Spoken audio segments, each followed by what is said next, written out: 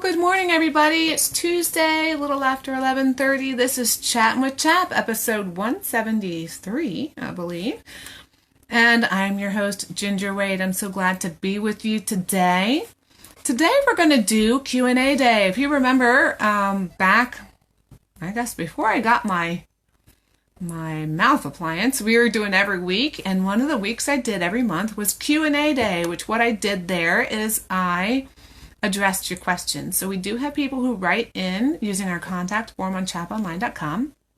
We also have people that message us on Facebook and comment on our posts and ask questions. So what I like to do is compile those questions and share with you here so that those of you who have similar questions can have your questions answered also. So that's what we're going to do today. And the theme is by and large about general homeschool law questions. So some folks are still making the choice to homeschool. They're pulling their kids out now and they need help with their paperwork.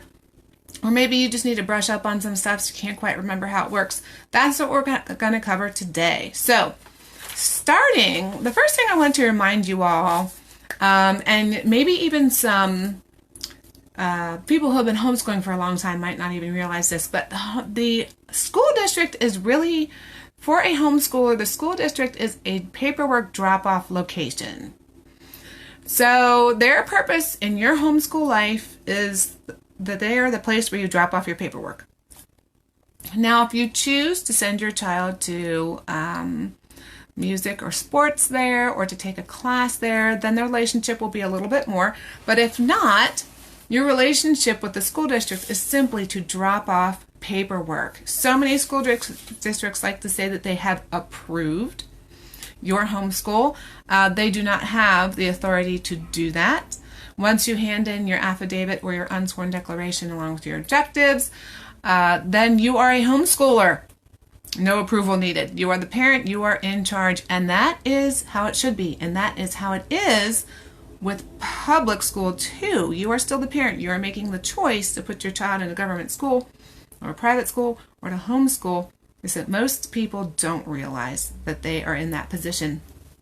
So as homeschoolers, you have the say. Okay, so once your paperwork is in, you're good to go. School district is just a drop-off location. So let's get into the other questions. So the first question is, where do I find the keys to homeschooling? Now, if any of you have watched my early videos with Dee for Chattin' with CHAP when we were first getting started, I talked a lot about the keys to homeschooling. It was a little notebook we had, spiral bound, had all the law stuff in it, had affidavits in it and stuff. It was a helpful resource. Well, since we started doing that, goodness, it was probably about 3 years ago now, that Chattin' with CHAP was started, we actually converted that booklet, The Keys to Homeschooling, into the website homeschoolpennsylvania.org. So hopefully that is being displayed for you right now. I did have featured links looked up there, but homeschoolpennsylvania.org. So our Keys to Homeschooling booklet that we used to sell at our store is now a free resource on the internet. It has all the law explanations. It has our videos on there that explain all the different parts of the law. It has the affidavits, immunization, exemptions. It has withdrawal letters. It has all the resources you need to get started with homeschooling. So it's all out there for you to check out. So number 2 was in regards to the law. Now, if you go to homeschoolpennsylvania.org, you can read the full text of the law.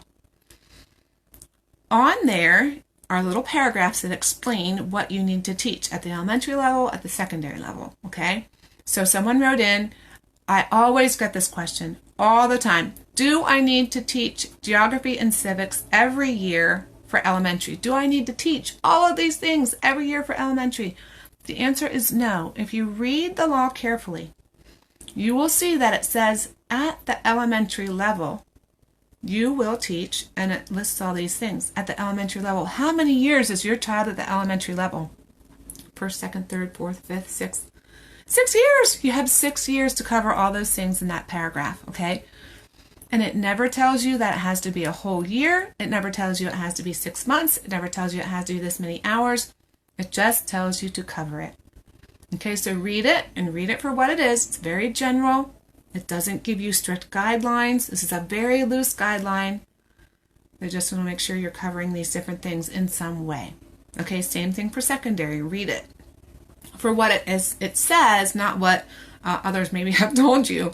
It's very general. It's a very general suggestion. Okay, so number 3. So it was about testing. The question was about testing and when to test. And then this parent wrote in and said, well, hey, my school district says or thinks that my child is in a certain grade because we had filed the previous year. So the child, in this particular case, I think was 7, but doing work at a 3rd grade level. So the school district is thinking the child's 3rd grade, but it's only 7. So what about testing? So here's the thing. On our affidavits and our unsworn declaration, on that paperwork, we list our children's names and their age. Their age, not their grade. So here's the thing with grades, and this is so hard for us to grasp. It's hard for me to get it through my head. Grades are a construct that was created for government schools so that you could kind of group kids, what they maybe should be learning at a particular time. Maybe like a bell curve, like the top of the bell curve, the normal part, you know. But there's kids at all ranges, right? There's kids that are behind, kids that are ahead. Behind. I don't like saying behind. I don't like saying ahead. They're learning at different stages and paces because that's how they were created, okay? So a grade is kind of like the top of the bell curve. And it was created for government school situations because of having large numbers of children in one spot and having to know when to move them forward or when to hold them back, which really doesn't happen anymore. But it was a construct that doesn't apply to our situation as homeschoolers, okay? So this grade thing, you know, to try and get away from the grade concept. It's not on our paperwork. It's not in the law. The only thing that brings it about is this testing thing, and you have to test, and it says in grades 3, 5, and 8. Well, when is that?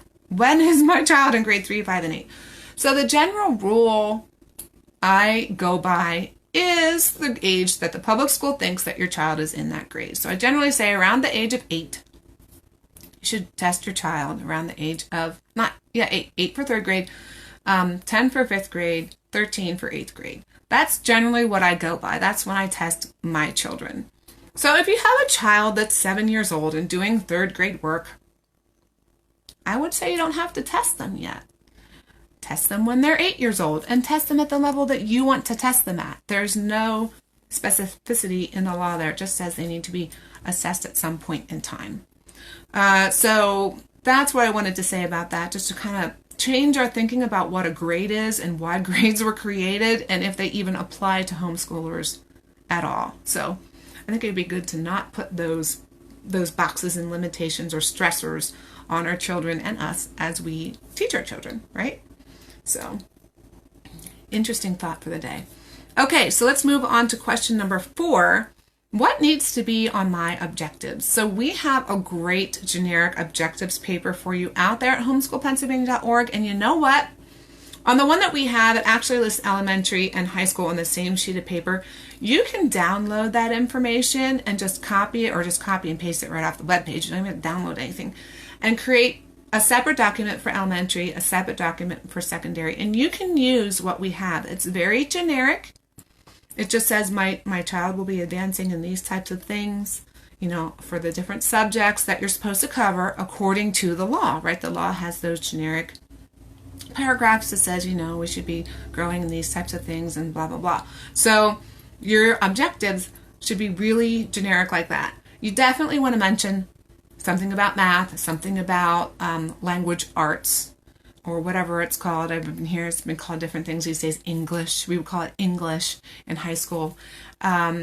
Those are the 2 things that really, I mean, you should be teaching that continually pretty much, but you're always covering history, you're covering science, fire, safety, other health, you know, those types of things. But make it generic. You don't feel like you have to list specific textbooks or magazines or videos or curriculum, whatever. You don't have to list those specific things. It can be very general. Your objectives can be general. Feel free to copy and paste from ours. They are there for you to use on homeschoolpennsylvania.org. Okay, so question number 5.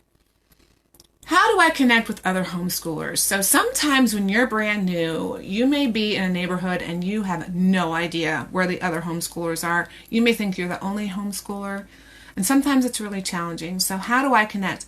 One way I would suggest connecting is go to chaponline.com, go to the resources tab, and there is a search for co-ops, support groups, and you may find one in your area.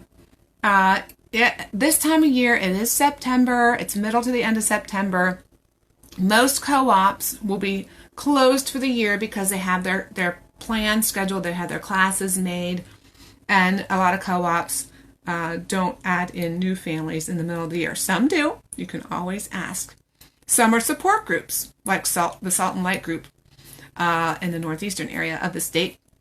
They are a support group. So they meet, like, I think it's once a month on a Tuesday. They have topics. They might do field trips together, or they're coming together to support. I would imagine in a situation like that, you can come in at any time.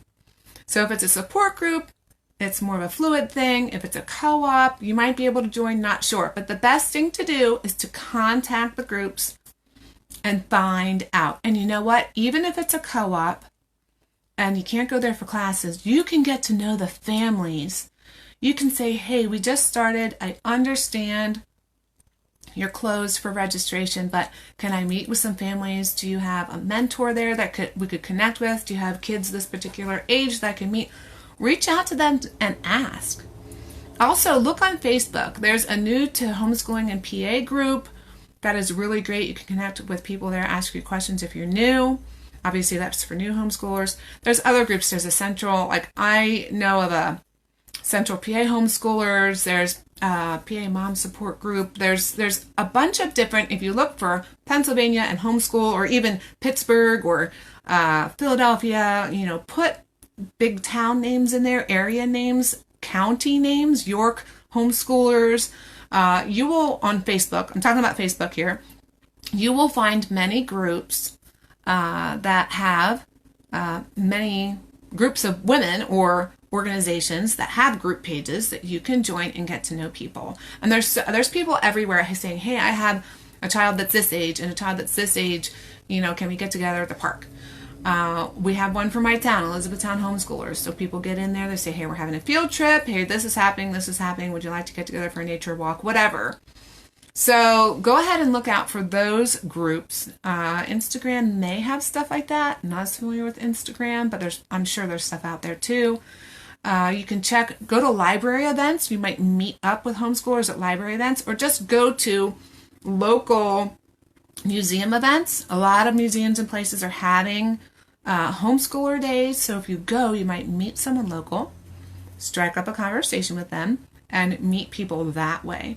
So it's kind of like an organic networking kind of a thing that you're doing. You can write into us and maybe make a comment here and see if anybody knows. It's a word of mouth kind of thing. This stuff grows kind of through the grapevine. So connecting to the groups that are near you, or even your evaluator. If you look for an evaluator, that's my next question. You can ask them if they know of any places where you can connect to, because they know your local area to the state. Like, I know what's going on in my local area, but that doesn't mean that I know much of anything about what's going on outside of like my Tri-County area. So network with people. It's really the best way to meet up and make those connections, okay? And be willing to start stuff yourself. That's another thing I wanted to mention. Be willing to start stuff yourself. Get into one of those groups and say, hey, I'm having a play date on this day at my house or at the park, or I'm doing a nature walk at this day. Come join me. Okay, and don't be discouraged if people don't come the first few times. They have to work out their own schedules, and most times it might take a time or two to get people coming, but you might find that, wow, you have this organic group that just starts, right? And that's really great. Okay, so question 6 is, where do I find an evaluator? This you can also go to chaponline.com for, and look under resources at evaluators. You can search for an evaluator in your area. Now, the cool thing is, you might not even need to find an evaluator in your area, because a lot of evaluators are doing online evaluations. I don't know if it's a favorite of evaluators. You'd have to ask them when you connect with them. But I would advise not to wait, because there are a lot of homeschool families, and I don't believe that the number of evaluators has grown to meet the number of homeschoolers that are grown. So I'm super excited there's more homeschool families, and I hope there continues to be more, but we do need more evaluators to support that. So if you can be an evaluator, which you can check out on Homeschool Pennsylvania, what that entails. If you have interest in being an evaluator, there's homeschoolers that need you. So anyway, you can check it out on chaponline.com. Look for one, contact one now, find out what their philosophy is, if they line up with what you're thinking for your homeschool, and just get your name on their list so they know. They're probably not scheduling an evaluation yet, but you can get your name on their list so they know that you need them. Okay, and they'll be sure to get in touch with you for your spring evaluation. And honestly, you can evaluate at any time of the year. It just mostly happens in the spring. So just be aware of that and start early. It's always smart to start early. Okay, so that is really all the questions that I had that came in. Like I said, it was basic law stuff that you can read about on homeschoolpennsylvania.org. or resources that we already have on chaponline.com. If you're interested in being a mentor, we are still building our mentor network. We have a few ladies out there, and we're adding them constantly. So I'm looking for more folks all over the state to be joining the network to support new homeschool moms and even existing homeschool moms that just need a little bit of encouragement to keep going.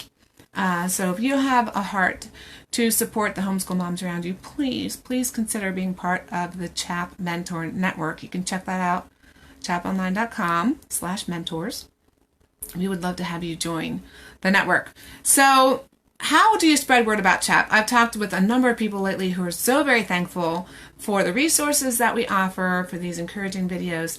And I just encourage them, hey, tell others about CHAP. There's so many homeschoolers in the state, and a lot of them don't even know we exist. A lot of them don't know that these resources are available to them.